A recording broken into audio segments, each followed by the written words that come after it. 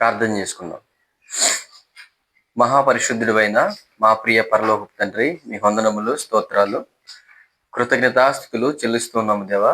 మీ కృపా కనికరాలను బట్టి గతించిన కాలం అంతయు మీ రెక్కల చాటును మమ్మల్ని మరుగు చేసి భద్రపరిచి సమస్త అపాయాల నుంచి, అనారోగ్యాల నుంచి తప్పించి సజీవులుగా ఉంచి తండ్రి, మరలా ఈ విధంగా తండ్రి మీ సన్నిధిలో మీతో సహవాసం చేయడానికి మీరు చూపించిన మీ మహాప్రేమను బట్టి వందనాలు తండ్రి. ఇప్పటి వరకు కొన్ని కీర్తనలు పాడి మిమ్మల్ని మహింపరుచుకున్నాం.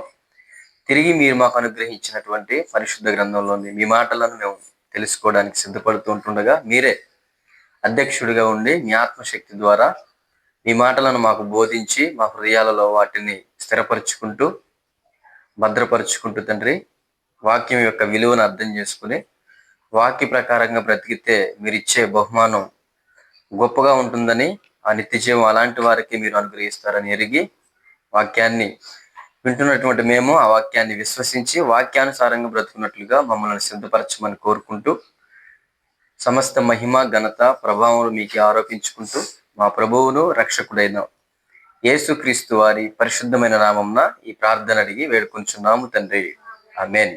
ప్రియమైన దేవుని పిల్లలారా, మరి దేవునిని ప్రేమించి దేవుని సన్నిధికి వచ్చిన మీ అందరికీ కూడా మన ప్రభువును రక్షకుడైన యేసుక్రీస్తు వారి నామంన మీ అందరికీ వందనాలు తెలియజేసుకుంటూ ఉంటున్నాను.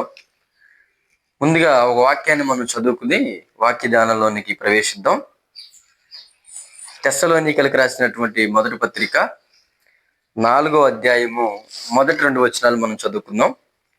మొదటి 2 వచనాలు చదవండి. మెట్టుకు సహోదరులారా, మేము ప్రభు అయిన యేసు ద్వారా మీకు ఇచ్చిన ఆజ్ఞను మీరు ఎరుగుదురు కాగా, మీరెలాగూ నడుచుకుని దేవుణ్ణి సంతోషపరచవలెనో మా వలన నేర్చుకున్న ప్రకారముగా మీరు నడుచుకొనిచున్నారు.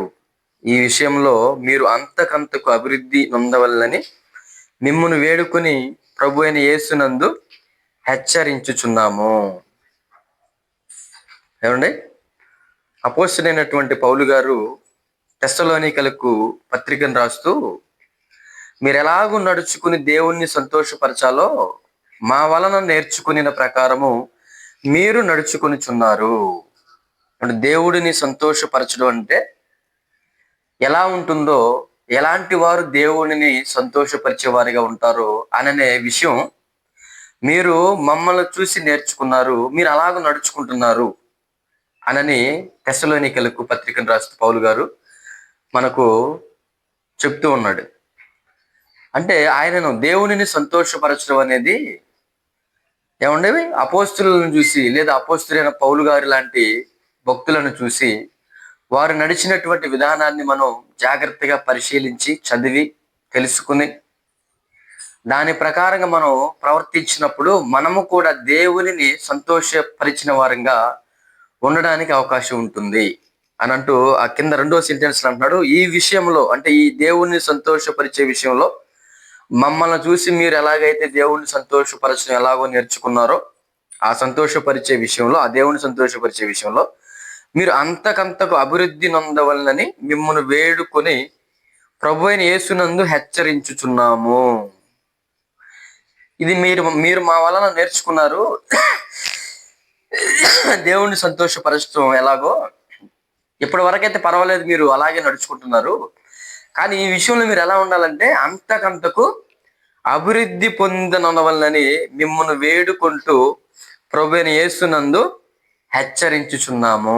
ఎందుకు ఈ మాట మరలా 2వసారిగా చెప్తున్నాడంటే పౌలు గారు, ఏమంటే కొన్ని సంవత్సరాలు, కొన్ని దినాలు దేవుని మాటలలో అనుసరించి బ్రతికినటువంటి భక్తులను అనుసరించి దేవునిని సంతోషపరిచినటువంటి క్రైస్తవులుగా పిలువబడుతున్న వారు సైతం కూడా అలాంటి వారిగా ఉండాల్సినటువంటి వారు కూడా ఏమవుతూ ఉంటున్నారంటే మరలా మనుషులను సంతోషపెట్టే విషయాల మీద మనసు పెట్టుకుని మరలా దేవునికి దూరం అవుతూ మనుషులను సంతోష పెట్టడమే ధ్యేయంగా పెట్టుకుని ఆ విషయాలలో ఏమన్నా డెవలప్ అవడం అనేది కొందరిలో జరుగుతుంది కనుక అలాంటి వారిని దృష్టిలో పెట్టుకుని పౌలు గారు ఇదిగో ఈ దేవుడిని సంతోషపెట్టే ఈ విషయంలో మీరు ఏమవుతూ ఉండాలంటే అభివృద్ధి పరచబడుతూ ఉండాలి.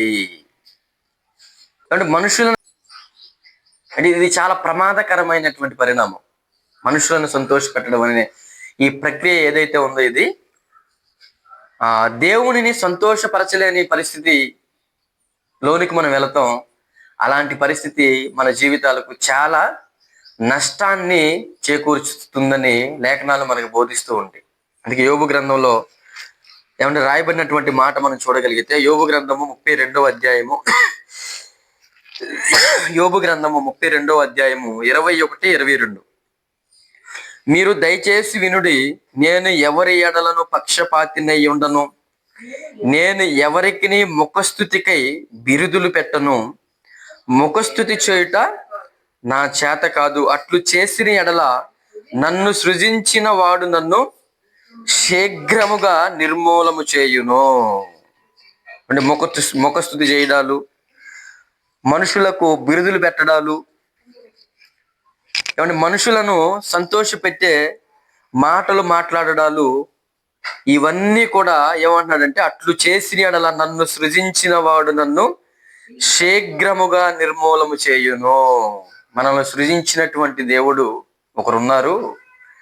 మనం ఈ విధంగా మనుషులను సంతోష పెట్టడం కోసం, వారిని ముఖస్థుతి చేయడం కోసం, వారికి మనమేదో బిరుదులు పెట్టడం కోసం ఇలాంటి పనులు మనం చేస్తే పరలోకమందున్న దేవుడు, మనల్ని సృజించినటువంటి దేవుడు మనల్ని శీఘ్రముగా నిర్మూలము చేయును అంటున్నాడు.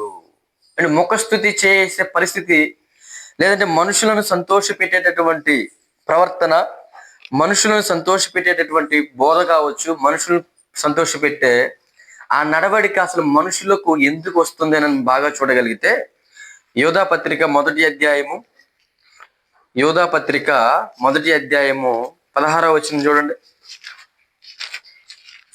యోధా పత్రిక 1 వచనం. వారు తమ దురాశల చొప్పున నడుచుచు లాభము నిమిత్తము మనుషులను కొనియాడుచు. ఏమండి, మనిషి దురాశపరుడుగా బ్రతుకుతాడు, దురాశల చొప్పున నడుస్తాడు, లాభము నిమిత్తము మనుషులను కొనియాడుచు అనే దగ్గర పుట్టినట్లు 6 అనేసి ఉంది. కింద చూస్తే ముఖస్థుతి చేయొచ్చు అంటే మనుషులను ఏమండి కారణం లేకపోయినా సరే పొగడడం, ఏమండి చేసే వెళ్ళే మార్గం సరైనది కాదు అని మనకు అర్థం అవుతున్నా సరే ఏమీ కాదు అన్నట్టుగా వారి ఎడల మనం మాట్లాడడం, వారిని సమర్థించడం, ఇవన్నీ కూడా ఎందుకు జరుగుతున్నాయి అంటాడంటే లాభము నిమిత్తము మనుషులను ముఖస్థుతి చేయొచ్చు. అంటే మనిషి ఎదుటి మనిషి నుంచి ఏదో ఆశిస్తాడు, ఆ ఆశించిన దాన్ని పొందుకోవడం కోసం ఎదుటి మనిషికి ఏమంటే బాధ లేకుండా మాటలో కావచ్చు, ప్రవర్తనలో కావచ్చు, అన్ని విషయాల్లో కూడా తనకు లోబడినట్టుగా నటిస్తూ తాను ఆ వ్యక్తి నుంచి ఏదైతే పొందుకోవాలన్నాడో దానిని పొందుకోవడం కోసం ఒక మనిషి వేసుకునే వేషము, లేదంటే ఒక నటన అని కూడా మనం చెప్పుకోవచ్చు. కాబట్టి ఈ విధమైనటువంటి మనిషిలో ఉంటే ఎదుటి మనిషిని ఆ వ్యక్తి ఏం చేస్తూ ఉంటాడంటే ముఖస్థుతి చేస్తూ ఉంటాడు. లాభము నిమిత్తము మనుషులను వెంటాడే వాళ్ళు ఎదుట వారిని ఏమంటే ముఖస్థుతి చేయడానికి సిద్ధపడుతూ ఉంటారు. అందుకే చూడండి, చాలా మంది ఉన్నతిగా మాట్లాడితే అసలు వారిని వెంబడించేవారు అసలు ఎక్కడా కూడా కనపడరు, తక్కువ శాతంలో ఉంటారు. అంతెందుకంటే యేసుక్రీస్తు వారే ఉన్నారు, మన ప్రభు, మన రక్షకుడు. ఏమంటే ఆయన మాట్లాడిన మాటలు ఎలాంటివని మనం చదువుకున్నాం. ఆయన వారి శాస్త్రుల వలె కాక అధికారం గల వారి వలె ఆయన మాట్లాడాడు, బోధించాడు. కనుక ఆయన బోధకు వాళ్ళు ఏమయ్యారంట, ఆశ్చర్యపడెను. ఇంత తెగింపు ఏంటి అసలు మాటలు? ఎవరిని కూడా ముఖస్థుతి చేయకుండా, ఎవరిని వెనకేసుకు రాకుండా, కష్టమైనా సరే, ఇబ్బంది అయినా సరే, మనుషులు నా గురించి ఏమైనా అనుకుంటారు అని అన్న విషయం ఆయనకి తెలిసినా సరే, నన్ను ద్వేషిస్తారన్న విషయం ఆయనకి తెలిసినా సరే, అవసరమైతే నన్ను చంపుతారన్న విషయం ఆయనకి తెలిసినా సరే, అంటే ప్రభు ఏం చేశారు? అధికారం గల వారి వల్లే ఆయన బోధించాడు. ఏమంటే బోధించడంలో ఒక అధికారం ఒక సేవకుడికి, ఒక బోధకుడికి ఎప్పుడు ఉండిద్దంటే, ఒక మనిషికి ఎప్పుడు ఉండిద్దంటే, తాను ఏది ఆశించకుండా ఏమంటే తండ్రిని మాత్రమే సంతోషపరచాలి, దేవునిని మాత్రమే సంతోషపరచాలి. మనిషి ఏమనుకున్నా పర్వాలేదు, నన్ను నన్ను గురించి దేవుడు ఏమనుకుంటున్నాడో, నన్ను గురించి దేవుడు మంచివాడు అని అనుకునేటట్టుగా నేను బ్రతకాలి అని అనుకుని ఎవరైతే ఆలోచన కలిగి ఉంటారో అలాంటి వారు ముఖ్యంగా మనుషులను సంతోష పెట్టకుండా దేవునిని మాత్రమే సంతోష పెట్టడానికి వారి మాట, వారి బోధ, వారి ప్రవర్తన, వారి సమస్త జీవన శైలిలో వారు దేవునినే సంతోషపరచడం కోసం వారు ప్రయాసపడడానికే వారు అడుగులు ముందుకు వేస్తూ ముందుకు వెళతారు. అందుకేనండి పౌలు గారే గలతీయులకు రాసినటువంటి పత్రిక మనందరికీ కూడా తెలుసు. 1వ అధ్యాయము 10వ వచనంగా మనం చూసుకున్నట్లయితే, ఇప్పుడు నేను మనుషుల దయను సంపాదించుకొన చూచుచున్నానా, దేవుని దయను సంపాదించుకొన చూచుచున్నానా, నేను మనుషులను సంతోష పెట్టగోరుచున్నానా, నేనెప్పటికీ మనుషులను సంతోష పెట్టువాడనైతే క్రీస్తు దాసుడను కాకయే పోవుదును.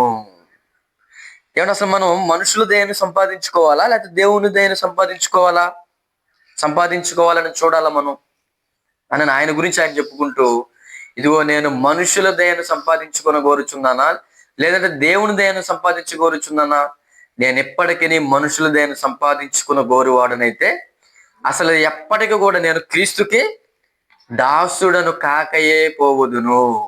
మనం క్రీస్తు దాసులుగా ఉండాలి, క్రీస్తుకి శిష్యులుగా ఉండాలి. ఏమంటే క్రీస్తు పనివారిగా ఉండాలి, క్రీస్తు జత పనివారిగా మనం ఉండాలి. అలా ఎంచబడాలని అంటే ఏమంటే మనం ఏమై ఉండాలని అంటున్నాడంటే మనుషుల దయను సంపాదించుకునే వారిగా మనం ప్రవర్తించే ఆ విధానం అనేది అసలు మనలో ఉండకూడదు. ఎందుకంటే అది క్రీస్తుకు సంబంధించింది కాదు. అందుకేనండి క్రీస్తు గురించి వారు మాట్లాడుతూ అంటారు. లూకాసు వార్త 20వ అధ్యాయము, అంటే కొంతమంది వేగులు వారిని పంపిస్తారు కదా, ప్రధాన యాజకులు, పరిసయ్యులు, శాస్త్రులు, వీళ్ళందరూ కూడా పంపించినప్పుడు వారు ఏమని మాట్లాడుతున్నారు చూడండి. 20వ అధ్యాయం లూకాసు వార్త 21. వారు వచ్చి, బోధకుడా, నీవు న్యాయముగా మాట్లాడుచును బోధించుచును ఉన్నావు, నీవెవనియందు మోమాటం లేక సత్యముగానే దేవుని మార్గమును బోధించుచున్నావని మేమెరుగుదుము. ఏమంటే ఎంత క్లారిటీతో అక్కడున్న జన సమూహానికి కావచ్చు, పంపబడిన వారికి కావచ్చు, వేగుల వారికి అర్థమైన విషయం ఏంటంటే యేసుక్రీస్తు వారి గురించి ఆయన ఎవ్వరిని కూడా ఏమంటే ఏం చేయడు, మొహమాటం లేకుండా మాట్లాడతాడు ఆయన. ఏంటి మనం ఏదన్నా దేవుని వాక్యం మాట్లాడాలంటే మొహమాట పడతాం. అమ్మో ఇది మాట్లాడితే నా గురించి ఏమనుకుంటారో. ఏమంటే ఒకవేళ యూట్యూబ్లో మనం అప్లోడ్ చేస్తున్నాం అనుకోండి, ఎవరు సబ్స్క్రైబ్ చేయరాము, ఎవరు లైక్ చేయరాము, ఏమంటే ఎవరు కూడా చూడరాము. ఏమంటే ఈ యూట్యూబ్లో ఇవన్నీ వచ్చిన తర్వాత మనుషులు, ముఖ్యంగా బోధకులు కూడా బాగా నాటకరాయులు అయిపోయారు. మనుషులను సంతోష పెట్టడం అంటే వ్యూస్ కోసం ఎంతకైనా తెగిస్తున్నారు. ఇది నేను దేవుణ్ణి విడిచిపెట్టేస్తున్నానే, లేదంటే వాక్యానికి విరుద్ధమైన ప్రక్రియ, ఈ మాట తీరు, లేదంటే ఈ బోధ, ఈ విధానం, ఈ నడవడిక అన్నది పక్కన పెట్టి మనుషులను వారి వైపు మళ్లించుకోవడం కోసం మనుషులు, ముఖ్యంగా బోధకులు సైతం కూడా మనుషులకు ఇష్టమైనటువంటి బోధలే ఈరోజు ఎక్కువగా చేస్తున్నారు అనడంలో ఎలాంటి అనుమానం లేదు. భయంకరంగా. అందుకేనండి మనకు తెలియకుండానే దుష్టుడు మనల్ని ఏం చేస్తూ ఉంటాడంటే ఆ దేవుని నడవడికలో నుండి దుష్టుడి నడవడికలోనికి మనకి తెలియకుండానే అలాగా టర్న్ చేసేస్తాడు. అలా టర్న్ అయిపోయిన వాళ్ళు చాలా మంది ఉన్నారు. అలా టర్న్ అయిపోయిన వాళ్ళు ఎందుకంటే మనుషులను ఇబ్బంది పెట్టకుండా, మనుషులకు సంతోషపరిచే విధంగా, మనుషులు మనల్ని మెచ్చుకునే విధంగా ఉండడం కోసమే బోధలు అన్నట్టుగా ఏమంటే అంతా ఒకటే, అందరూ ఒకటే, అందరూ సమానమే, యేసుక్రీస్తుకి ప్రత్యేకత ఏమీ లేదు అనని అంటున్నా సరే దానిని కూడా సమర్థించుకుంటూ, ఎందుకంటే ఎదుటిన్నవాడు మరి ఏమనకూడదు కదా మనల్ని. ఆయన అన్నాడు, ప్రభు నేనే మార్గం, నేనే సత్యం, నేనే జీవం, నా ద్వారా తప్ప ఎవడు తండ్రి వద్ద పరలోకం రాడు అని ఆయన చెప్తే, అంటే అందరూ ఒకటే, అందరి గ్రంథాల్లో కూడా ధర్మం ఉంది, న్యాయం ఉంది, నీతి ఉంది. అందరూ వెళ్ళేది అక్కడికే అని అంటుంటే ఒక బోధకుడు అవును అవును అన్నట్టుగా మాట్లాడుతున్నాడంటే ఎంత భయంకరంగా దుష్టుడు బోధకుల్ని సైతం కూడా తన వైపు లాక్కుంటున్నాడో, మనుషుల్ని సంతోషపెట్టే విధానంలోనికి తీసుకుని వెళ్తున్నాడో మనం జాగ్రత్తగా ఆత్మీయ నేత్రాలతో ఆలోచిస్తే చాలా భయంకరమైనటువంటి పరిస్థితులు ఇవన్నీ కూడా. ఒకనాడు బైబిల్లో కూడా మనం చూస్తే పిలాతు మనందరికి కూడా తెలుసు, యేసుక్రీస్తు వారిని మరి చిట్ట చివరగా న్యాయం తీర్చడం కోసం రోమీయుడైనటువంటి పిలాతు దగ్గరికి ఈ యూదులు తీసుకువెళ్ళినప్పుడు యేసు నాకు న్యాయంగానే కనబడుతున్నాడు, ఆయనలో మరణానికి తగినటువంటిది ఏదీ లేదు అని పిలాతు ఒక మాటగా ముందు మాట్లాడినా సరే, ఆ తదుపరి యూదులందరూ కూడా అతన్ని సిలువ వేయము అని కేకలు వేసినప్పుడు ఏమండి మనుషులను సంతోష పెట్టడం కోసం పిలాతు కూడా ఏమని మాట్లాడతాడు మనందరికి కూడా తెలుసు, ఏమని తీర్పు తీరుస్తాడు మనందరికి కూడా తెలుసు. ఆ సందర్భం కూడా మనం చూడగలిగితే మార్కు సువార్త 15వ అధ్యాయము 12వ వచనం చూడండి. 12వ వచనం దగ్గర నుండి, అందుకు పిలాతు అలాగైతే యూదుల రాజును మీరు చెప్పు అని నేనేమి చేయదునని మరలా వారిని అడిగాను. వారిని సిలువ వేయమని మరలా కేకలు వేసిరి. అందుకు పిలాతు ఎందుకు అతడే చెరుకార్యం చేసినని వారిని అడగగా వారిని సిలువ వేయమని మరి ఎక్కువగా కేకలు వేసిరి. కేకలు వేయగానే పిలాతు ఏం చేస్తున్నాడు చూడండి. పిలాతు జన సమూహమును సంతోష పెట్టుటకు మనస్సు గలవాడై వారికి బరబ్బను విడుదల చేసి యేసును కొరడాలతో కొట్టించి సిలువను వేయ నప్పగించెను. ఎక్కువ మంది ఇదే రైటు అని ఒక్క తాటి మీదకి వచ్చి ఏక స్వరంతో మాట్లాడేసరికి మనం కూడా కన్ఫ్యూజ్ అయిపోతూ ఉంటాం. ఇప్పుడు ఇక్కడ దేవుడు మనల్ని పరిశోధిస్తున్నాడు, అసలు ఏం చేస్తాడు వీడు. ఇన్ని వేల మంది ఒక అబద్ధాన్ని నమ్ముతున్నారు, లేదంటే ఒక అబద్ధాన్ని వెంబడిస్తున్నారు, ఒక అబద్ధాన్ని నిజం అనుకుని దానిని వెంటాడుతున్నారు. అసలు వీరేం చేస్తారని ఆ పరిస్థితి మన దగ్గరికి తీసుకొచ్చినప్పుడు మనము కూడా పిలాతు వలె మనుషులను సంతోష పెట్టాలన్న ఉద్దేశం కలిగిన వారమై, సత్యం తెలిసినా కూడా ఏమంటే పిలాతుకి తెలీదా యేసు ఎలాంటారో, యేసుక్రీస్తు ఎలాంటి వారు తెలుసు. తెలియకపోతే ఈయన మరణానికి పాత్రుడు కాదు, ఇతని యందు మరణానికి సంబంధించినటువంటిది ఏది నాకు కనబడతలేదు అని ఎందుకంటాడు చెప్పండి. అంటే ఈరోజు తెలియక అబద్ధాన్ని వెంబడించే వాళ్ళు కొంతమంది అయితే తెలిసిన తర్వాత కూడా మనుషులను సంతోష పెట్టడం కోసం నేను ఒక్కడుగా విడిగా ఉంటే నాకెవరు సపోర్ట్ ఉండరు, ఏమంటే నాకేది లాభం ఉండదు, నా కడుపు నిండదు, నేను ఎలాగూ బ్రతకాలి అన్న ఉద్దేశంలో కలిగిన వారే అనేక మంది ఈరోజు సత్యాన్ని కూడా అమ్మి వేసుకుని అసత్యం వైపు వెళ్ళిపోయే బోధకులు కూడా, విశ్వాసులు కూడా, సంఘాలు కూడా ఈరోజు మనకు కనబడుతూ ఉంటాయి. ఇది పిలాతు లాంటి మనసు. ఏం చేశాడంట ఆయన, జనసమూహమును సంతోష పెట్టుటకు మనస్సు గలవాడై. అంటే దేవుడిని సంతోష పెట్టాలి మనం, జనాన్ని కాదు సంతోష పెట్టాల్సింది. ఒకవేళ ఇతని యందు మరణానికి సంబంధించింది ఏదీ లేదని తనకున్న అధికారాన్ని బట్టి ఏమండి పిలాతు నిలబడగలిగితే, అంటే ఎటు ప్రభు చనిపోతారు అది వేరే విషయం, పక్కన పెట్టండి. కానీ తన వంతు తనకి ఇవ్వబడిన జీవిత కాలంలో మనుషులను సంతోష పెట్టే ప్రక్రియ కాకుండా ఏమంటే ప్రభు పక్షాన ఆయన నిలబడితే కొన్ని నిమిషాలు ఎటు మరణిస్తాడు ఏదో విధంగా, అది పక్కన పెట్టండి. ఈయన నిలబడగలిగితే ఈరోజు పిలాతు గురించి మనం వేరే విధంగా చదువుకునేవాళ్ళం, అంతేనా. ఇక్కడ ఎవరో ఏ కార్యక్రమాన్ని ఆపలేరు. దైవ చిత్తానుసారంలో ఉన్న దేనినైనా సరే అది దేవుడు జరిగించుకుంటా ముందుకు వెళతాడు, ఆయన చిత్తమే నెరవేరుస్తాడు ఆయన. కానీ ఇక్కడ మనం చేయాల్సింది ఏంటంటే ఏది నీతి ఏది దుర్నీతి అన్న ఈ రెండింటికి మధ్య ఉన్న తేడాన్ని మనం గమనించి దుర్నీతికి మనం ఓటు వేయకుండా, దుర్నీతికి మనం సపోర్ట్ చేయకుండా నీతి పక్కన నిలబడతాం చూసారా, ఆ నిలబడిన ఆ క్షణాలు దేవుడు తన పరిగణలోనికి తీసుకుంటాడు. ఈ విషయంలో పిలాతు ఏమయ్యాడు, ఫెయిల్ అయిపోయాడు. ఏమంటే మనిషి అంటే ఎప్పుడు కూడా అధికారం కోసం, అలాగే మనుషులను సంతోష పెట్టడం కోసం ఎంతకైనా తెగిస్తాడు తెలుసా, ఎంతకైనా తెగిస్తాడు. మనం అనుకున్న కొంతమంది చేసే పనులను బట్టి ఏమంటే భలే చేస్తున్నాడండి, భలే ఖర్చు పెడుతున్నాడండి, లేదంటే భలే కష్టపడుతున్నాడండి అని అనుకుంటాం. కొంతమందికి ఏమంటే మనుషులను సంతోష పెట్టడే దాని మీద మనసు పెట్టుకుని, అంటే మనిషి ఇప్పుడు మెచ్చుకోవాలన్నమాట ఈ వ్యక్తిని. భలే చేస్తున్నావు, భలే ఖర్చు పెడుతున్నావు అంటే ఈ పిచ్చి కొట్టేది చాలా మందికి. హృదయపూర్వకంగా ప్రభువుకు చేస్తున్నాను అన్నట్టుగా చేయకుండా చేసే సేవా కార్యక్రమాలు కూడా మనిషి ఎవరో మెచ్చుకోవాలి, మనిషి ఎవరో నన్ను పొగడాలి, మనుషులు ఎదుటి నన్ను గొప్పోడుగా పిలువబడాలి, ఈ పిచ్చి కూడా చాలా మందికి ఉంటుంది. చాలా చాలా ఎటువంటి ప్రయోజనం లేనటువంటి పనికి మాలినటువంటి లక్షణాలు ఇవన్నీ కూడా. అందుకే పౌలు గారు అంటారు కదా, అంటే కాల్చబడుటకు నా శరీరం ఇచ్చినను, అతిశయించుటకు నాకున్నదంతా ఇచ్చినను, ప్రేమ లేని వాడినైతే నేను వ్యర్థుడను అని అంటాడు కదా. అంటే మనిషి తానేదో అతిశయించడానికి, తానేదో గొప్పవాడు అనిపించుకోవడానికి అవసరమైతే తన శరీరాన్ని కూడా కాల్చుకుంటాడు.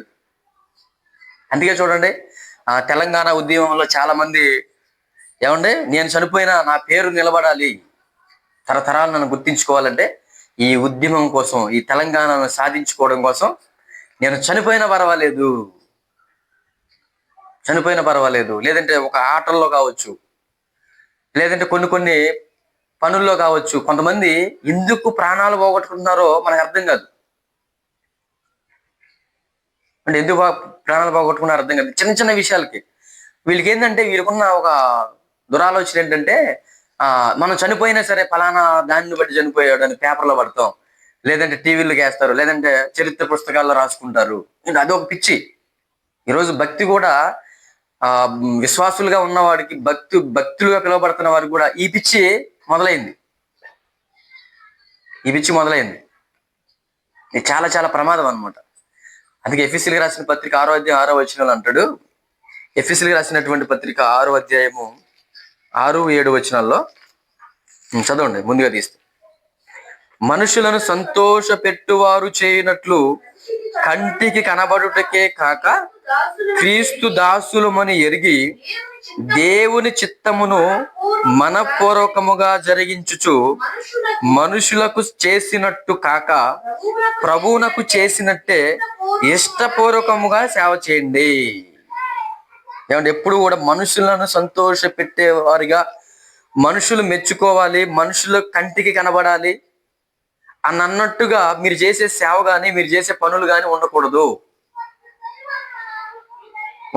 క్రీస్తు దాసులమని ఎరిగి దేవుని చిత్తమును మనపూర్వకముగా జరిగించుచు. నేను క్రీస్తుకు దాసుడను, క్రీస్తు నా కోసం ప్రాణం పెట్టారు, ఆయన ప్రాణం పెట్టబట్టి ఈరోజు నేను పాపంలో నుంచి బయటికి వచ్చాను, కాబట్టి నేను ఒక క్రీస్తులాగా బ్రతకాలి అని ఇష్టపడిపోయి సేవ చేయాలి. ఏమంటే వాళ్ళు చేస్తున్నారని, వీళ్ళు చేస్తున్నారని, వాళ్ళు కనబడాలని, వీళ్ళకి కనబడాలని,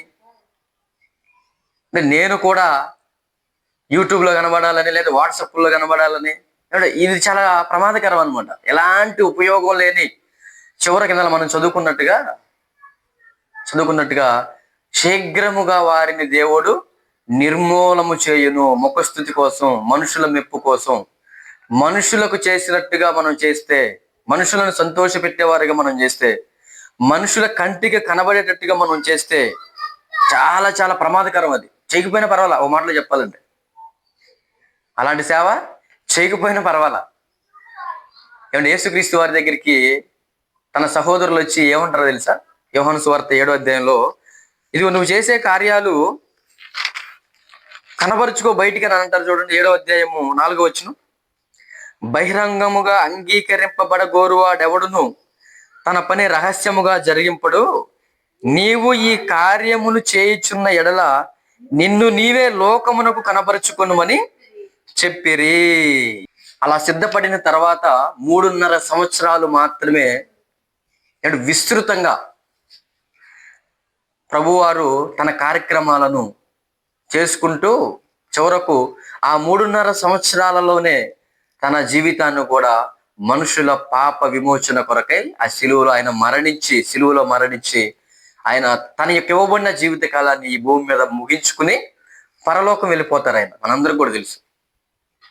ఏమంటే హడావిడి ఏం చేయలే. ఆయన ముందు సంసిద్ధుడయ్యాడు 30 సంవత్సరాలు. ఆ తదుపరి తన పనిని విస్తృతంగా చేసుకుంటూ తనకి ఇవ్వబడిన జీవిత కాలంలో తండ్రి చిత్తాన్ని నెరవేర్చి తండ్రిని మాత్రమే సంతోషపరిచిన వారిగా యేసుక్రీస్తు వారు మనకు కనబడుతూ ఉంటారు. కానీ వీళ్ళేమంటున్నారు, బహిరంగముగా అంగీకరింపబడ గోరువాడెవడును తన పని రహస్యముగా జరిగింపడు. ఆయనకి ఒక ప్లాన్ ఉంది. యేసుక్రీస్తు వారికి కూడా క్రీస్తు వారికి కూడా ఒక ప్రణాళిక ఉంది. ఆ ప్రణాళిక ప్రకారమే ఆయన వెళ్తున్నాడు. ఇది ఇప్పటికిప్పుడే నన్ను అంగీకరించేసేయండి, లేదంటే మీరు నన్ను స్వీకరించేసేయండి, అది చేయడం కోసం ఆయన గురించినటువంటి అనేకమైనటువంటి తన గురించి తాను చెప్పుకోవడం, ఇలాంటివేమి యేసుక్రీస్తు వారిలో మనకు కనబడవు.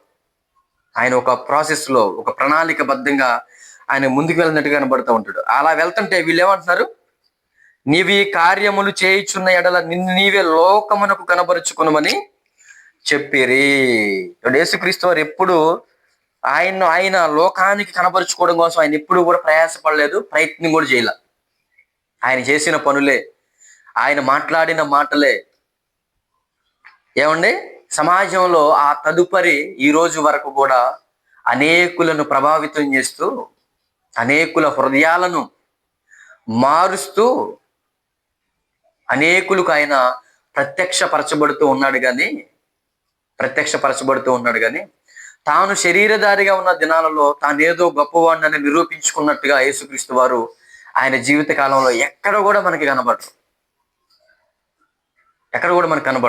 అందుకే చూడండి, ఎన్నో ఆయన వింత కార్యక్రమాలు చేశాడు. ఆయన చనిపోయిన వారిని లేపాడు, కుష్ఠరోగులను బాగు చేశాడు, కుంటి వారిని బాగు చేశాడు, కళ్ళు లేని వారికి కళ్ళు ఇచ్చాడు.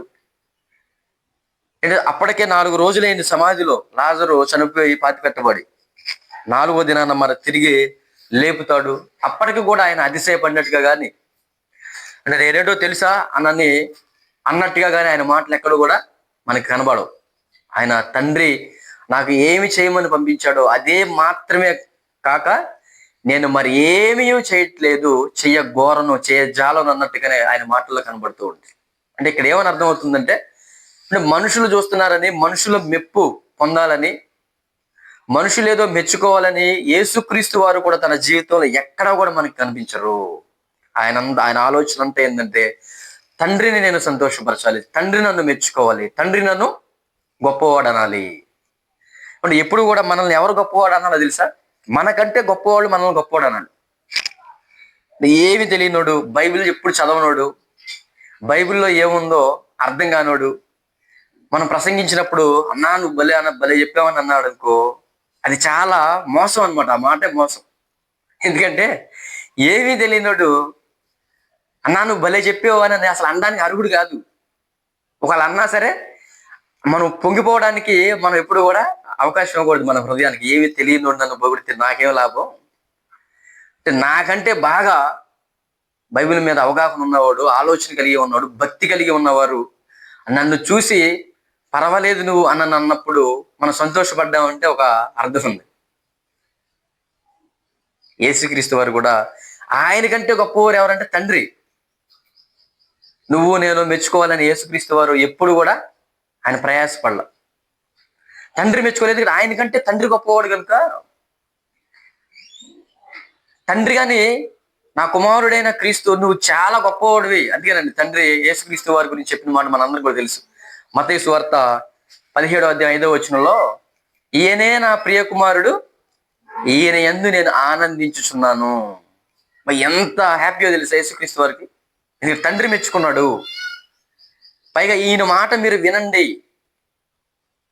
అంటే నన్ను నా తండ్రి అంగీకరించాడు, నా తండ్రి నన్ను కోరుకుంటున్నాడు, నేను చేసే పనులు నా తండ్రిని సంతోషపరుస్తున్నాయి అన్న ఈ విషయం ఆయన అన్న ఆ మాటను బట్టి ప్రభువుకి అర్థమైపోయి ఎంత ఆనందపడి ఉంటాడు చెప్పండి. అదే నువ్వు నేను మెచ్చుకుంటే ఆయనకి ఇష్టం ఉండదు. ఎందుకంటే మనకి ఆయన్ని మెచ్చుకునే అర్హత కూడా మనకు లేదు, మనకేం తెలియదు కనుక. కాబట్టి మనకంటే గొప్పవాళ్ళు మనం మెచ్చుకోవాలి.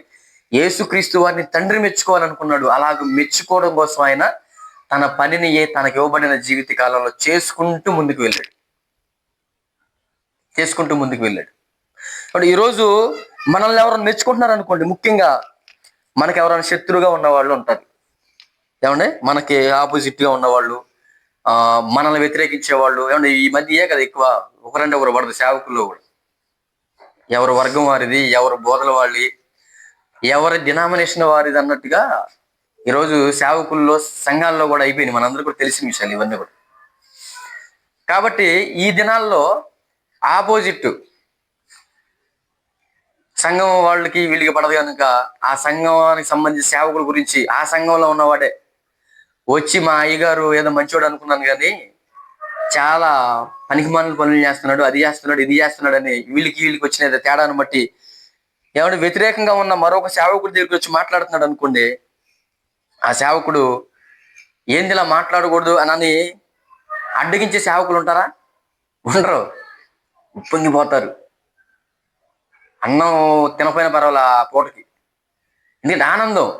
నాకు వ్యతిరేకంగా ఉన్న సేవకుల గురించి ఆ సంఘంలో ఉన్న ఆళ్ళ విశ్వాసే వచ్చి ఆయన గురించి చెడుగా మాట్లాడుతున్నప్పుడు అదో తెలియని ఆనందం అనమాట. మనకి కడుపు నిండిపోయినంత ఆనందం అయిపోతుంది. కానీ బైబిల్లో ఉన్న భక్తులు ఆలోచన ఎలా ఉండేదో కొన్ని విషయాలు మనం బైబిల్లోకి వెళ్ళి చూడగలిగితే, సమూయేలు 2వ గ్రంథం 1వ అధ్యాయము, సమూయేలు రాసినటువంటి గ్రంథం 2వ గ్రంథం 1వ అధ్యాయము 1 నుంచి చదువుకుందాం. దావీదు అమాలేకీయులను హతము చేసి తిరిగి వచ్చాను. సౌలు మృతి నొందిన తర్వాత అతడు సిగ్లగ్గులో 2 దినములుండెను. 3వ దినమున బట్టలు చింపుకుని తల మీద బుగ్గి పోసుకొని ఒకడు సౌలు నొద్దనున్న దండులో నుండి వచ్చెను. అతడు దావీదును దర్శించి నేలను సాగిలపడి నమస్కారం చేయగా దావీదు అంటున్నాడు, నీవెక్కడి నుండి వచ్చావని అడిగాడు. అందుకు వాడు, ఇశ్రాయేలీయుల సైన్యంలో నుండి నేను తప్పించుకుని వచ్చితేనేను, జరిగిన సంగతులేవో నాతో చెప్పమని దావీదు సెలవిగా వాడు అంటున్నాడు, జనులు యుద్ధమందు నిలవలేక పారిపోయి అనేకులు పడి చచ్చిరి. సౌలును అతని కుమారుడైన యోనాతానును మరణమైరి అనెను. సౌలును అతని కుమారుడైన యోనాతానును మరణమైరని నీకెలాగూ తెలిసినదని దావీదు వారిని అడిగను. అడగగా వాడు ఇట్లా, నేను గిల్బోవ పర్వతమునకు నేను అకస్మాత్తుగా వచ్చినప్పుడు సౌలు తన ఈటి మీద ఆనుకుని ఉండెను. అతడు రథములను రౌతులను తనను వెనువెంట తగులుచుండుట చూచి వెనుక తిరిగి నన్ను కనుగొని పిలిచెను. అందుకు చిత్తము, నా ఏలినవాడా అని నేనంటిని. నీవెవడవని అతడు నన్ను అడగగా, నేను అమాలేకీయుడనని చెప్పి తిని. అతడు, నా ప్రాణం ఇంకా నాలో ఉన్నది గాని తల త్రిప్పు చేత నేను బహు బాధపడుచున్నాను.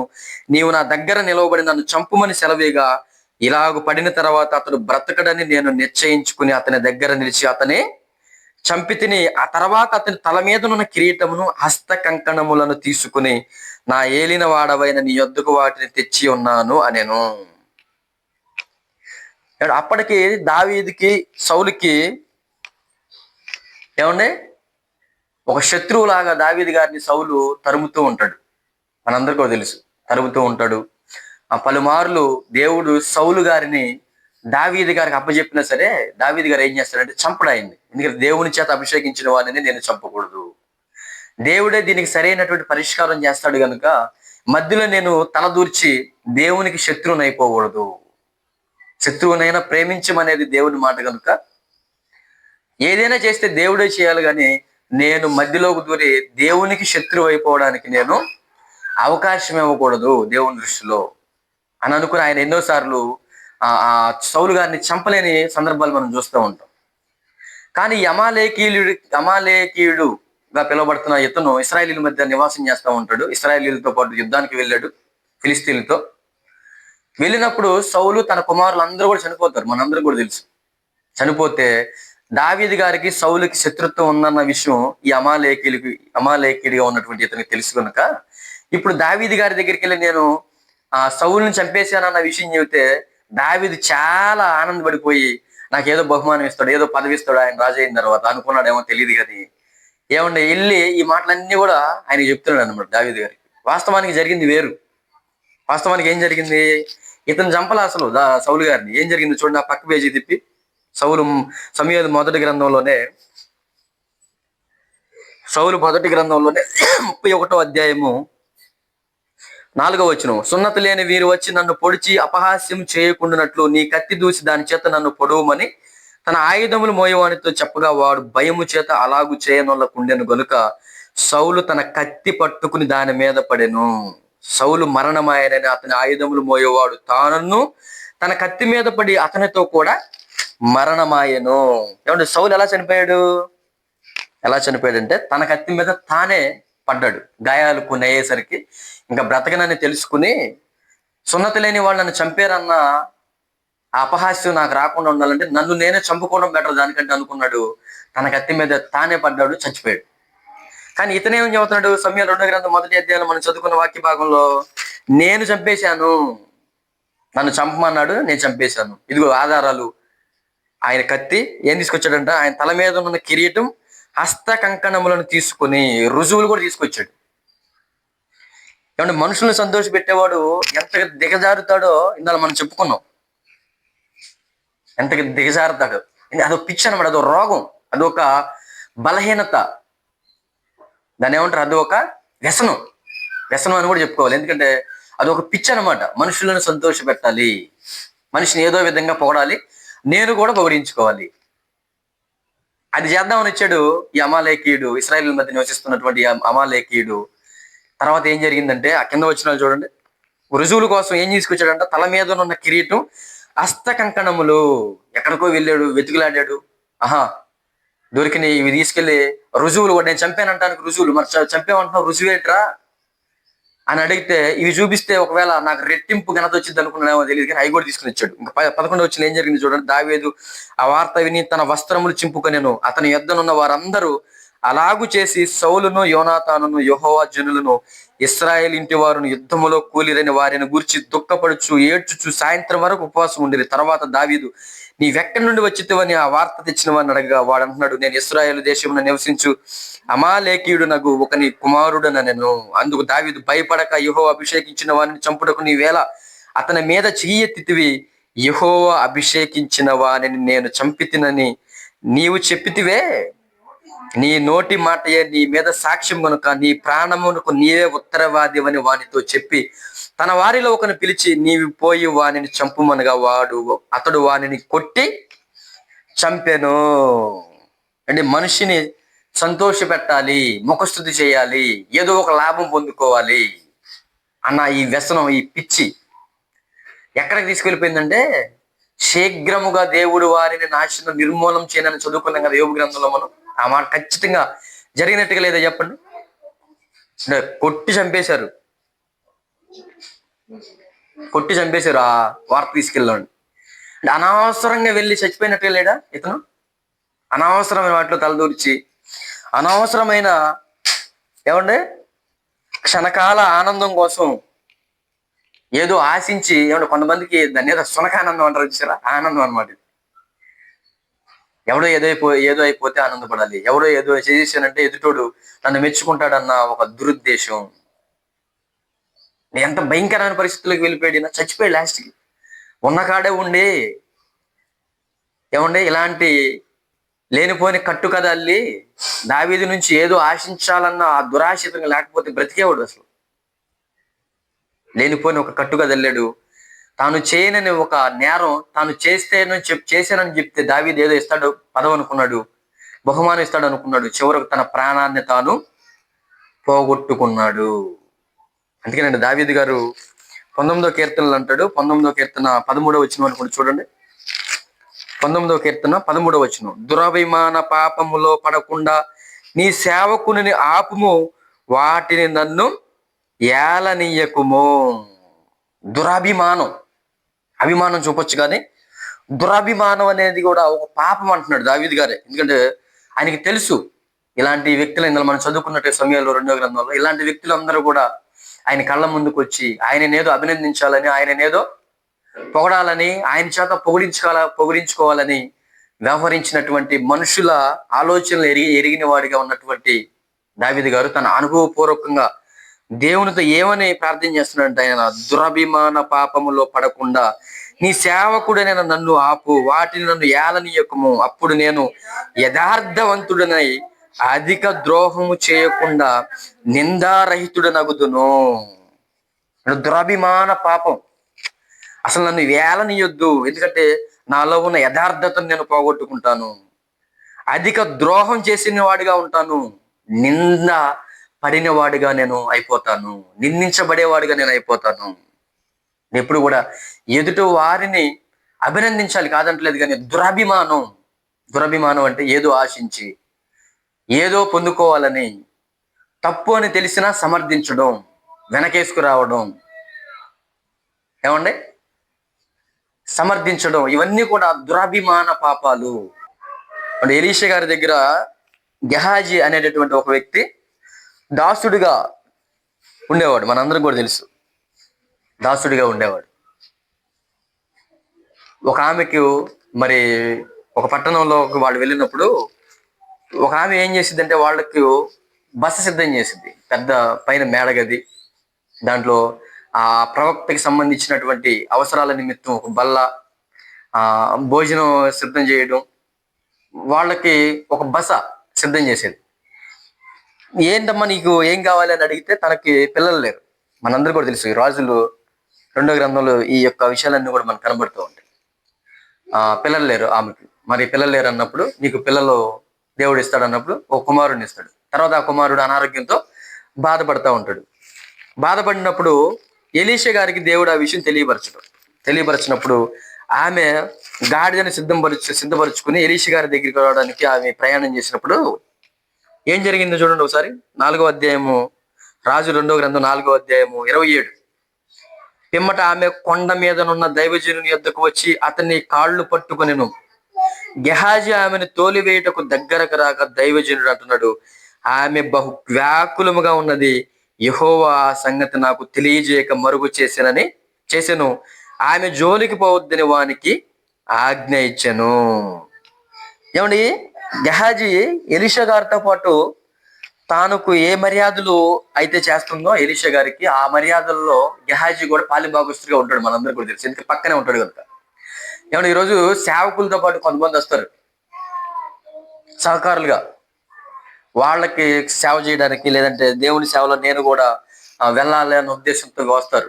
ఇప్పుడు కొంతమందిలో కొంత విపరీతమైన బుద్ధి ఉండేది. కొంతమందిలో ఏదో సేవకుడు రాక మా ఊరు వచ్చాడు, ఆయనతో ఏదో 2 మాటలు మాట్లాడదాం, ఆయనతో ప్రార్థన చేయించుకుందాం, పర్సనల్గా ఆయన కలుద్దాం అని వెళ్ళడానికి ఎవరైనా ప్రయత్నం చేస్తున్నారు అనుకోండి, ఈ గెహాజీ లాగే వాళ్ళు కూడా ఏం చేస్తా ఉంటారు తెలుసా, ఆపేస్తారు. ఆ లోపల ఉన్న ఆయనకి పాపం ఏం తెలియదు. ఆయన ఎవరన్నా వస్తే మాట్లాడాలి, ఎవరన్నా వస్తే వారికి ప్రార్థన చేయాలి, అది నా బాధ్యత, అది వాక్యంలో ఉన్న విధానమే అన్న విషయం తెలుసు కనుక బోధకులైనటువంటి వారికి, వారు మంచి సహోద్దేశంతోనే వాళ్ళు ఉంటే ఈ పక్కన ఉన్న వాళ్ళు చేసే పనులు మనం భరించలేకపోతూ ఉంటాం. ఏమంటే ఆయన అది తినడు, ఇది తినడు, ఆయన కలవకూడదు, ఆయన మెలవగానే ఉంటాడు, ఆయన నిద్రపోతాడని చెబుతాడు మనం వెళ్ళి కలవాలంటే. గెహాజీ లాంటి మనసు ఏం చేద్దాం. గెహాజీ కూడా ఏం చేశాడంటే ఆమెను బయటకు తోలివేయడానికి ప్రయత్నం చేస్తే అప్పుడు ఎలీషా గారు అంటారు, ఆమెను నువ్వేమనొద్దు, ఆమె జోలికి అసలు నువ్వు వెళ్ళలేవద్దు అంటే. ఈ మాట ఎందుకు గురి చేస్తున్నట్టు నేను ఏమంటే, ఇది ఒక రకమైన బుద్ధి అనమాట. మనుషులు అంటే గెహాజీని ఏదో ఇంప్రెస్ చేద్దామని, గెహాజీ గారిని క్షమించండి ఎలీషా గారిని ఏదో ఇంప్రెస్ చేద్దామని. నిజమైన దైవ సేవకులు అంతా గమనిస్తూనే ఉంటారు, ఎవడెవడు ఎలా నటిస్తున్నాడో. ఏమండి, ఆయనను మనం సంతోషపరిచేది ఎలాగంటే మన పైన ఉన్నటువంటి వారిని, సేవకులను, ఆయన చెప్పే మాటలను మనం అనుసరించి బ్రతికినప్పుడు ఆయన మనల్ని చూసి సంతోషపడాలి. అంతేగాని వచ్చిన వారిని నువ్వు ఆపడాన్ని బట్టి, ఏదో ఆయన బ్యాగ్ నువ్వు తీసుకెళ్ళడాన్ని బట్టి, ఏమంటే ఆయన ఏమేమి తింటాడో నువ్వు చెప్పి ఆయన తీసుకొచ్చిన దాన్ని బట్టి సంతోషించేవాడు అసలు సేవకుడు కూడా కాదు. అసలు ఆయన చెప్పే బోధ మనం అనుసరించి బ్రతుకుతూ ఆయన పక్కన మనం తిరుగుతూ ఉంటే అలాంటి వారిని చూసి ఆ సేవకుడు ఆనందపడతాడు, పడాలి కూడా. కానీ గెహాజీ లాంటి మనసు కలిగిన వాళ్ళు ఏం చేస్తున్నారంటే ఆమెను తోలి వేస్తున్నారు. చాలాసార్లు నాకు డౌట్ వచ్చేది, అసలు ఏంటి వీళ్ళ ప్రవర్తన ఎలా ఉంది. గెహాజీ లాంటి మనసు అంటే వాళ్ళని ఏదో సంతోషపరచాలని, మనిషి ముందు మెప్పులు పొందుకోవాలని. అంటే ఇది మాత్రమే కదా, అనేక సందర్భాలు మనకు కనబడతా ఉంటాయి. అండ్ శిష్యులు దగ్గర, యేసుక్రీస్తు వారి శిష్యులు ఉన్నప్పుడు కొంతమంది చిన్నపిల్లల్ని తీసుకుని వస్తారు. మనందరూ కూడా తెలిసే విషయాలు మత్తయి సువార్తలో 19వ అధ్యాయంలో ఉంటాయి. వాళ్ళని ముట్టితే మాకేదో ఆశీర్వాదం, మా పిల్లలను తాకడం వల్ల ప్రభు మాకు మేలు కలుగుతుంది, ఆరోగ్యవంతులుగా ఉంటారు అన్న ఉద్దేశంతో వాళ్ళు వస్తే శిష్యులు ఏం చేస్తారు, అక్కడ తీసుకొచ్చిన వారిని ఆటంకపరుస్తారు. అప్పుడు ప్రభు ఏమంటారు, వీరిని ఆటంకపరచొద్దు, ఇలాంటి వారిదే పరలోకం అనని వారిని బట్టి మిమ్మల్ని మీరు తగ్గించుకుని చిన్న పిల్లల వారే ఉంటేనే పరలోక రాజ్యంలోనికి మీరు ప్రవేశిస్తారు, గొప్పవాళ్ళుగా ఉంటారు అని ప్రభు మనం బోధించినట్టుగా చూస్తూ ఉంటాం. అంటే ఆ ప్రభువుని ఏదో ఇంప్రెస్ చేయాలని, ప్రభువుని ఏదో సంతోషపరచాలని ఆ కాసేపు. అంటే మేము నీకు ఏదో పని వాళ్ళం అన్నట్టుగా, మా అందరికి నువ్వు ఒక లీడర్ అన్నట్టుగా, ఒక రాజు అన్నట్టుగా. కాబట్టి నిన్నేదో ఇంప్రెస్ చేస్తే నీ పక్కన తిరుగుతున్న మాకు నీతో పాటు అవసరాలు మాకు తీరుతాయి అన్న ఉద్దేశంలో ఉండొచ్చు. అప్పటికి శిష్యులకు కూడా మొదట్లో ఒక పరిపక్వత లేదు. మనందరూ కూడా తెలుసు, కొన్ని విషయాలు మనం అంతకుముందు ధ్యానించాం. పరిపక్వత అనేది మొదట్లోనే లేదు. అంటే ఎవరికి ఉండదు, మనకి కూడా ఉండదు. మనం ఏదో గొప్పవాళ్ళని నేను అంటలేదు, కానీ ప్రభువుతో పాటు తిరిగినప్పటికీ కూడా ప్రభువు చెప్పిన బోధనలో కూడా మర్చిపోయి వ్యవహరించినటువంటి వారు శిష్యులు వ్యవహరిస్తారు. కాబట్టి అప్పటికి వాళ్ళు ప్రభువుని ఏదో ఇంప్రెస్ చేయాలని తీసుకొచ్చిన వాళ్ళు ఏం చేస్తారు, పక్కకి నెట్టేస్తారు. ఇంకా కొన్ని సందర్భాలు మనం చూడగలిగితే ముగించేసుకున్నామండి. యోహాను సువార్త 18వ అధ్యాయము, కొన్ని నిమిషాలను ముగించేసుకుందాం. యోహాను సువార్త 18వ అధ్యాయము 19వ వచనం నుండి చూడండి. యోహాను సువార్త 18వ అధ్యాయం 19వ వచనం నుండి. ప్రధాన యాజకుడు ఆయన శిష్యులను గురించి ఆయన బోధన గురించి యేసును అడగగా, యేసు, నేను బాహాటంగా లోకం ఎదుట మాట్లాడి తిని యూదులందరి కూడి వచ్చు సమాజ మందిరములలోను దేవాలయంలోను ఎల్లప్పుడూ బోధించి తిని రహస్యంగా నేనేమీ మాట్లాడలేదు. నీవు నన్ను అడగనేలా, నేను వారికి ఏమి బోధించినది విన్నవారిని అడుగుము. ఇదిగో నేను చెప్పినది వీరు ఎరుగుదరని అతనితో చెప్పినాను అనెను. ఆయన ఈ మాటలు చెప్పినప్పుడు దగ్గర నిలిచి ఉన్న బంట్రోతులలో ఒకడు, ప్రధాన యాజకునికి ఇలాగు ఉత్తరం ఇచ్చుచున్నావా అని చెప్పి యేసును అరచేతులతో కొట్టెను. ఏమండి, యేసుక్రీస్తు ఏమన్నా కాని మాట అన్నాడా? నువ్వేం బోధించావు సమాజ మందిరాల్లో, నీ బోధన గురించి మాకు తెలియపరచు అని యేసుని అడిగితే, నీ గురించి నీ శిష్యుల గురించి, ఇదిగో నేనేం బోధించానో విన్నవారిని అడుగు, నేను బాహాటంగానే బోధించాను, రహస్యంగా నేను బోధించలేదు అని సమాధానం చెబితే, ఏమంటే ప్రధాన యాజకుడు రియాక్ట్ అవ్వకముందే బంట్రోత్ ఏం చేస్తున్నాడు? బంట్రోత్ అంటున్నాడు, ఏమంటున్నాడు? బంట్రోతుల్లో ఒకడు ప్రధాన యాజకుడికి ఇలాగూ ప్రత్యుత్తరం ఇచ్చుచున్నావు అని చెప్పి యేసును అరచేతులతో కొట్టేశాడంట. ఎంత ఓవర్ యాక్షన్ తెలుసా? కొంతమంది ఎంత ఓవర్ యాక్షన్. ఆయన ఒక ప్రశ్న వేసాడు, సమాధానం చెప్పాడు. ఆ తర్వాత ఏదైనా అర్థం కాకపోతే మరలా ఇంకో ప్రశ్న వేస్తాడు, తర్వాత మరలా ఇంకో సమాధానం చెప్తాడు యేసు ప్రభు వారు. ఈ మధ్యలో లేచి ఈ బంట్రోతు ప్రధాన యాజకుడి దగ్గర ఏదో మార్కులు కొట్టేద్దామని, మావోడిని అంటావా అన్నట్టుగా. అసలు ఏమనుకుంటున్నావా ఆయన గురించి? ప్రధాన యాజకుడు అంటే ఆయనకు నువ్వు ఎట్లా సమాధానం, ర్యాష్ సమాధానం చెబుతావు అన్నట్టుగా అరచేతులతో కొట్టేసాడంట ప్రభువుని. అందుకే ఆ ఇంప్రెస్ చేయాలన్న విధానంలో ఎవరైతే ఉంటారో వీళ్ళు ఎంతకైనా తెగిస్తారు. ఎదుటిన్న వ్యక్తి అంచనా వేయకుండా ఎంత గొప్పవాడు అన్న తెలుసుకోకుండా తాను ఎవరినైతే నమ్ముకున్నాడో, తాను ఎవరి ద్వారా అయితే లాభం పొందుకుంటున్నాడో, అది పదవి కావచ్చు, ధనం కావచ్చు, ఏమంటే మాటతో పొగిడించుకోవడం కావచ్చు, ఇది లోడైపోయి ఉన్నవాడు ప్రభువును కూడా ఏమంటే తిరస్కరించి అరచేతులతో కొట్టాడంటే అంటే ఎంతకి తెగించాడండి ఆ బంట్రోతు. మనుషుల్ని సంతోషపెట్టే ప్రక్రియ అనేది చాలా భయంకరమైనది అని చెప్పడం కోసం ఈ మాటలు. ఎందుకంటే మనుషుల్ని సంతోష పెట్టకపోతే మనకు కొన్ని కష్టాలు వస్తాయి, కొన్ని ఇబ్బందులు పడాల్సి వచ్చింది. ఇదంతా ఎందుకని ఏమంటే ప్లేట్ తిరగేసి ఏమంటే ఇట్లా వెళ్ళిపోతే నలుగురితో పెద్దోళ్ళు ఏదో చెప్పినట్టుగా అట్లా వెళ్ళిపోతే ఏ బాధ ఉండదు, చివరికి అట్లానే నరకం వెళ్ళిపోతాడు. అది నిజం. ఈ మాటలు నేనన్న మాట కాదు. మనుషులను ముఖస్థుతి చేస్తూ, మనుషులకు బురదలు పెడుతూ, మనుషులను పొగుడుతూ, మనుషుల చేత పొగిడించుకునేవాడు శీఘ్రముగా నిర్మూలం అయిపోతాడు, నిర్మూల పరుస్తాడు దేవుడు. దావీదు గారు అమాలేకీయుడిని ఏం చేశాడు? కొట్టి చంపేండ్రా అన్నాడు. మీరు అలాంటి సందర్భాలు చాలా కనపడతా ఉంటాయి బైబిల్లో. ఇంకా సమూయేలు 2వ గ్రంథంలో కూడా చూడండి, 4వ అధ్యాయంలో, సమూయేలు 2వ గ్రంథం 4వ అధ్యాయంలో,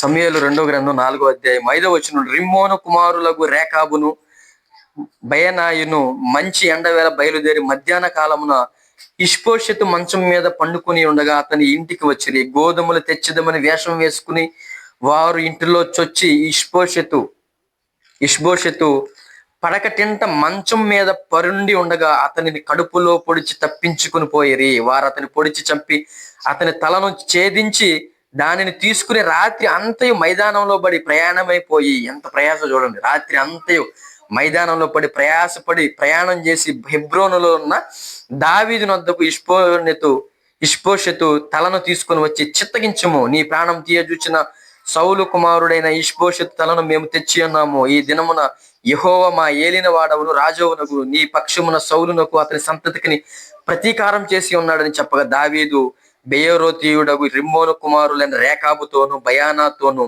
ఇట్లని మంచి వర్తమానం తెచ్చితనని తలంచి, ఇందులో మనం చదువుకున్న ఆ విషయం ఎత్తుతున్నాడు. మళ్ళీ దావీదు గారు మొదటి అధ్యాయంలో చదువుకున్నాను, అమాలేకుని చంపి సందర్భం ఎత్తుతున్నాడు. మంచి వర్తమానం తెచ్చితనని తలంచి ఒకడు వచ్చి సౌలు చచ్చనని నాకు తెలియజెప్పగా, వాడు తెచ్చిన వర్తమానమునకు బహుమానముగా సిక్లగులో నేను వానిని పట్టుకుని చంపించి తిని, కావున దుర్మార్గులైన మీరు ఇష్బోషెతు ఇంటిలో చొరబడి అతనిని మంచం మీద నిర్దోషిగా వానిని చంపినప్పుడు మీ చేత అతనిని ప్రాణదోషమును విచారింపకపోదునా? లోకములో ఉండకుండా నేను మిమ్మును తీసివేయక మానుదునా?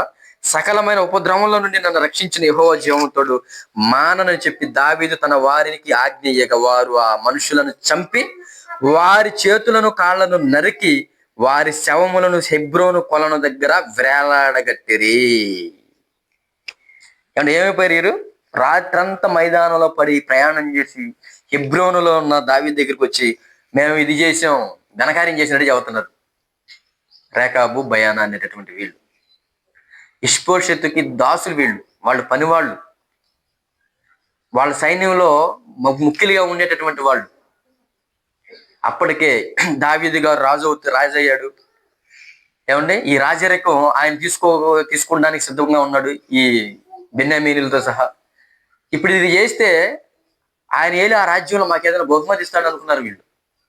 అనుకుని ఏమంటే మంచం మీద పండుకున్నటువంటి సౌలు కుమారుడైన ఇష్బోషెతును నిర్దాక్షిణ్యంగా చంపేస్తారు. నిర్దోషిగా ఉన్నటువంటి ఆయన్ను చంపి ఆయన తలను తీసుకెళ్లి దావీదు గారు ముందు పెడితే, దావీదు గారు నేను సంతోషపడలేదు, కానీ ఇప్పుడున్న బోధకుల వలె, ఇప్పుడున్న మనుషుల వలె ఇది అన్యాయం కదా, ఇది అలా చేయడం కరెక్ట్ కాదు కదా, నాకు రాజరికం రావాలంటే అది ఒక క్రమం ఉంది, అది దేవుని ఆలోచన మేరకు జరగాలి తప్ప నేను అనుకుంటేనో లేదంటే ఇలాంటివి జరిగితేనో నాకు ఈ రాజ్యం నాకు సొంతం అవుతుందంటే అది సమంజసం కాదు, అది దైవ చిత్తానుసారమైనది కాదు అని ನನಗೆ ఎరిగినటువంటి దావీదు గారు అంటే వీళ్ళిద్దరినే కాళ్ళు చేతులు నరికించి మొండాలు తీసుకెళ్లి చెట్ల కొమ్మలకి వేలాడగట్టాడు. మనం ఏదేం చేస్తాం, ఇప్పుడున్న వాళ్ళు ఏదేం చేస్తారు, అబ్బా మంచి పని చేశారు, నాకు అసలు అడ్డం లేకుండా తీసేశారు ఇష్బోషెతుని, సౌలు కుమారుడిని, ఇప్పుడు రాజ్యం అంతా అనేదే. ఇప్పుడు కావాలని మనం ఏదో వెళ్దాం అనుకుంటే అది ఎక్కువ కాలం నిలబడదు. నేనేదో అయిపోవాలని మనం ఏదో అయిపోయాం అనుకోండి, మన సొంత జ్ఞానాన్ని, ఏదంటే నలుగురు మన సమర్థిస్తున్నారు, లేదంటే నలుగురు నన్ను శభాష్ అంటున్నారు, పొగుడుతున్నారని చివరకు ఇదే పరిస్థితులు ఎదురవుతుంది వాళ్ళకి, అలాంటి వారికి. దావీదు గారికి ఆ విషయం తెలుసు కనుక ఏదైనా దైవ చిత్తానుసారంగా జరగాలి, నేను ఒకవేళ రాజును అవ్వాలని దేవుడు నిర్ణయిస్తే ఆయన చిత్తాన్ని బట్టి నన్ను ఆయన రాజుగా నియమిస్తాడు. దాన్ని ఎవ్వరూ ఆపలేడు, ఏ శక్తి ఆపలేదు. ఎలాగో నరహత్యలు చేయడాన్ని బట్టో, ఏదో మనుషులను నా వెనక ఉండడాన్ని బట్టో ఆ రాజరికం నాకు రావడం అనేది అది దైవ చిత్తం కాదు అని దావీదు గారికి తెలుసు కనుక మంచి సమాచారం తెచ్చానని వచ్చినటువంటి వీళ్ళిద్దరిని నిర్దాక్షిణ్యంగా ఏం చేశాడు? చంపించేశాడు.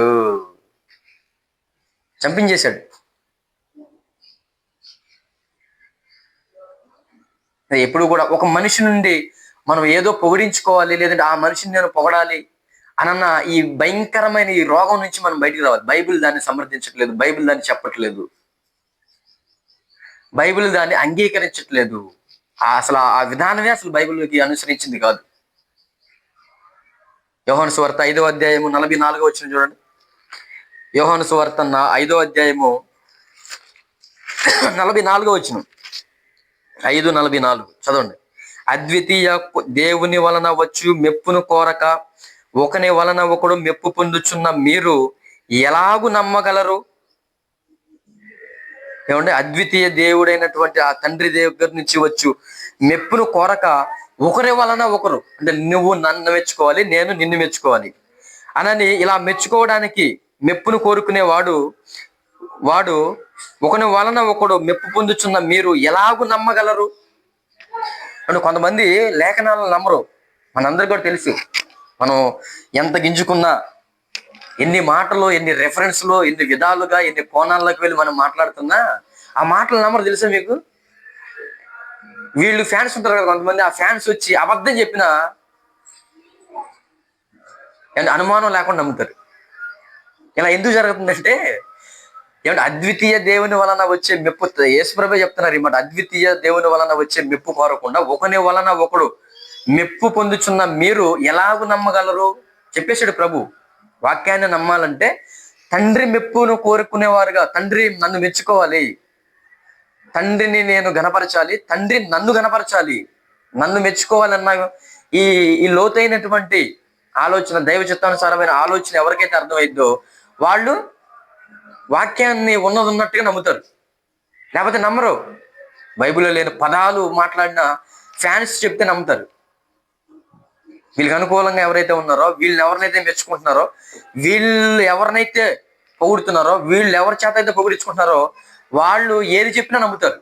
కానీ అద్వితీయ దేవుడు అనగా తండ్రి వలన వచ్చే మెప్పును ఎవరైతే కోరుకుంటారో వారు యేసు మాటలు అనగా ఈ పరిశుద్ధ గ్రంథాన్ని నమ్ముతారు. మన డౌట్లు ఎలాగో సమాధానాలు వచ్చేస్తాయి తెలుసా? ఇలాంటి వారు మన కళ్ళ ముందు కనపడతా ఉంటారు. ఇలాంటి వారికి ఉన్న రోగం ఏంటంటే వీళ్ళు మనుషుల వలన వచ్చే మెప్పు కోరుతున్నారు కనుక ఈ పరిశుద్ధ గ్రంథాన్ని నమ్మలేరు. వాళ్ళ జీవితం అట్లా వెళ్ళిపోవలసింది. ప్రభువే చెప్పిన మాట. ఇక కొరింథీయులకు రాసినటువంటి 2వ పత్రిక 10వ అధ్యాయం 12వ వచనం చూడండి. కొరింథీయులకు రాసినటువంటి 2వ పత్రిక 10వ అధ్యాయము 12వ వచనం. తమ్మును తామే మెచ్చుకును కొందరితో జతపరుచుకున్నటకైనను వారితో సరిచూచుకున్నటకైనను మేము తెగింపజాలము. తమ్మును తామే మెచ్చుకునే వాళ్ళు కొంతమంది ఉంటారు. వాళ్ళతో జత చేసుకోవడానికి కానీ సరిచూసుకోవడానికి కానీ మేము తెగింపజాలము, ఆ సాహసం మేము చేయము.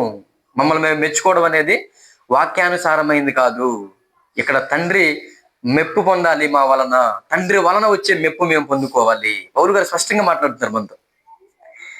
వారు తమలోనే ఒకరిని బట్టి ఒకరు ఎన్నిక చేసుకుని ఒకరితోనొకరు సరిచూచుకుని చున్నందున గ్రహింపు లేక ఉన్నారు. అంటే వీళ్ళు ఏం చేస్తున్నారంటే తమలోనే ఒకరిని బట్టి ఒకరు ఎన్నిక చేసుకుని, ఇదిగో నీకు ఈ పోస్టు, నీకు ఈ పదవి, ఇదిగో నాకు పదవి అని ఎవరికి వాళ్ళే ఎన్నేసుకుని, సంఘాల్లో కూడా చూడండి రకరకాల పదవులు, బైబిల్లో లేని పదవులు. నేను సెక్రటరీ, ఏమంటే నేను ఫలానా, నేను ప్రెసిడెంట్, నేను వైస్ ప్రెసిడెంట్, రకరకాల పదవులు.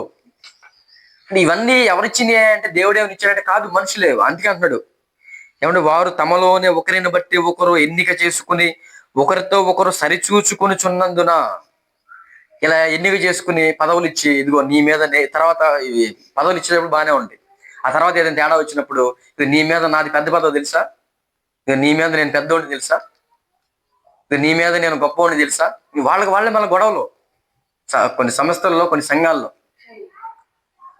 ఇలాగూ సరిచూసుకోవడాన్ని బట్టి ఒకరినొకరు తమలోనే ఎన్నిక చేసుకుని సరిచూసుకోవడాన్ని బట్టి గ్రహింపు లేక ఉన్నారు. ఇక్కడ ఎక్కడ దెబ్బ కొట్టిందయ్యా అని అంటే గ్రహింపు లేక ఉన్నారు. అంటే వాక్యాన్ని ఇంకా ఆలోచించడం, వాక్యంలో రాయబడ్డది నమ్మడం, తెలుసుకోవడం, ఆ లోపలికి వెళ్ళడం అనేది అందరితో ఆగిపోయింది. ఎప్పుడైతే పదవ పిచ్చి పట్టిద్దో మనిషికి అందరితో ఇంకా ఆగిపోయింది అనమాట. ఆ ఆత్మనేత్రాలు మూసిపోతాయి అంతే, దాంట్లో ఎలాంటి సందేహం లేదు. అంటే ఏ పదవులకు కూడా మనం ఆశపడకూడదు. క్రైస్తవుడు సహజంగా సామాన్యుడిగా, ఏసే సహజంగా సామాన్యుడిగా బ్రతికాడు ప్రభువే. మనం ఎంత చెప్పండి, అన్ని విషయాలలో, అది డ్రెస్ విషయంలో కావచ్చు, ఏమంటే మాటల విషయంలో కావచ్చు, అన్ని విషయాల్లో కూడా మనం ఎలా ఉండాలంటేనండి సామాన్యులుగా మనం దేవుని ఎదుటి కనబడుతూ ఉండాలి. లేదంటే గ్రహింపు లేక ఉన్నారు అని అంటే ఇంకందరితో మన చాప్టర్ క్లోజ్ అనమాట. అందుకే చాలా మందిని చూడండి, నేను తక్కువ వాడిని, నాదేముంది, నేను సామాన్యుడిని అని అన్న మాటలు మాట్లాడినటువంటి దినాల్లో బోధించినటువంటి బోధలు కావచ్చు, చేసే పనులు కావచ్చు, చాలా గొప్పగా ఉంటాయి, ఆత్మీయంగా ఉంటాయి, అనేకులను బలపరుస్తాయి, అనేకులను ప్రభు చెంతకు చేరుస్తూ ఉంటాయి. దైవ చిత్తానుసారమైన ప్రక్రియ వారి పట్ల దేవుడు నెరవేరుస్తూ ఉంటాడు, నెరవేరుతూ ఉండిద్ది. చాలా హ్యాపీగా ఉండిద్ది. నేను నాది అని ఎప్పుడైతే మాట్లాడతాడో, పదవులు దగ్గరికి వెళతాడో, పదవులు ఇవ్వడం అనేది అలవాటు చేసుకుంటాడో, అప్పుడు ఒకరిని బట్టి ఒకరు నువ్వు గొప్ప, నేను గొప్ప, నువ్వు తక్కువడివి, ఇక ఇది మొదలయ్యి గ్రహింపు లేక ఉన్నారంటే ఇక గుడ్డితనంలోనికి వెళ్ళిపోయింది ఆ సంస్థ, ఆ సంఘం. అదంతే ఇక. కాబట్టి ఎన్నో మాటలు మనకి లేఖనాల్లో కనబడుతూ ఉంటున్నాయి. ఆ మాటలన్నీ కూడా మనకు బోధిస్తున్నది ఏంటంటే, మనుషులను సంతోష పెట్టడం కోసం దుష్టుడు మనలను ప్రేరేపిస్తూ ఉంటాడు. ఆ ప్రేరణలోనికి మనం వెళ్ళకూడదు, ఆ విధానంలోనికి మనం వెళ్ళకూడదు. అలాగూ మనం అలవాటు పడ్డామంటే, ఆ విధమైన దాన్ని మనం ఆశిస్తున్నామంటే, మనకు తెలియకుండానే మనం దైవ నియమాన్ని వ్యతిరేకించడం అనేది ప్రారంభిస్తూ చివరకు దేవునికి దూరం అయిపోయి శీఘ్రముగా నిర్మూలమయ్యే పరిస్థితుల్లోనికి వెళ్ళిపోతాము. వాక్యానికి భిన్నమైనటువంటి క్రియలు మనలోనికి వచ్చేస్తూ ఉంటాయి. మనకు తెలియకుండానే మనలో ఒక గర్వం అనేది ఏర్పడుతుంది, పరలోకపు జ్ఞానం అనేది మరుగు చేయబడుతుంది, అజ్ఞానులుగా అయిపోతాం. ఇప్పుడు కూడా మనల్ని మనం చూపించుకోవడానికి ప్రయత్నించకూడదు. అందుకే ప్రభువు చూపించుకోవట్లేదు కనుక ఒక సహోదరులు అన్నారు, ఇగో నువ్వు బహిరంగంగా అంగీకరింపబడేవాడు అయితే నువ్వు వెళ్ళి నిన్ను నువ్వే కనబరుచుకో. ఆయన తెలుసు, నన్ను నేను కనపరుచుకోవడం వల్ల నాకు ఘనత వచ్చిద్దేమో కానీ తండ్రికి ఘనత రాదు. ఆయన నన్ను నేను గనపరుచుకుంటే అది ఎంతకాలం నిలబడింది? కనుక నన్ను గనపరిచేది నా పనులు, నా మాట, నా ఆలోచన, నా క్రియలు.